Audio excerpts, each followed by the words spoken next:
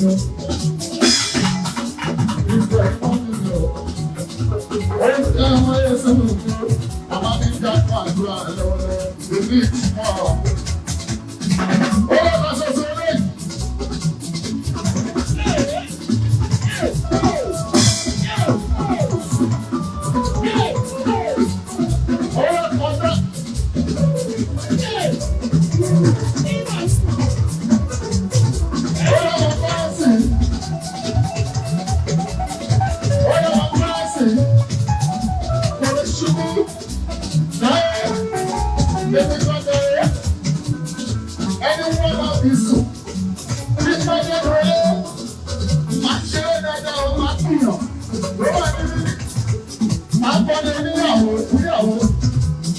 Ṣé ẹ bá ṣe ìkó ẹ̀gbà? Akọni fún yín. Ṣé ẹ bá ṣe ìkó? Ọ̀rọ̀ ìṣèlú ni wọ́n kọ́ bẹ̀. Ṣé ẹ bá ṣe ọjọ́ ìbí? Wọ́n ní pé síbi onídàbí. Ibà ni ẹ̀sùn wò ń tẹ̀. Ọmọ ti ní fọ́ aláwọ̀ ọ̀rọ̀ àrò. Wọ́n gbọ́ mọ́sálásí sínú ilé rẹ̀. Wọ́n gba ìwà àmọ́. Mo ká ń lọ ṣọ́ọ̀ṣù, bàbá mi ń lọ ṣọ́ọ̀ṣù. Ìyọba ṣe rí mi fún ọba. Ìyọba lè kúrì. Kèsì kúrì, ó ń dọ̀bálẹ̀. Mo dọ̀bálẹ̀. Ó wá tó ti mú gbòdò balẹ̀. Ó tán jẹ́ ìtọ́sẹ́ wa náà. Wọ́n pé àwọn tó lọ́wọ́ tó ń bọ̀.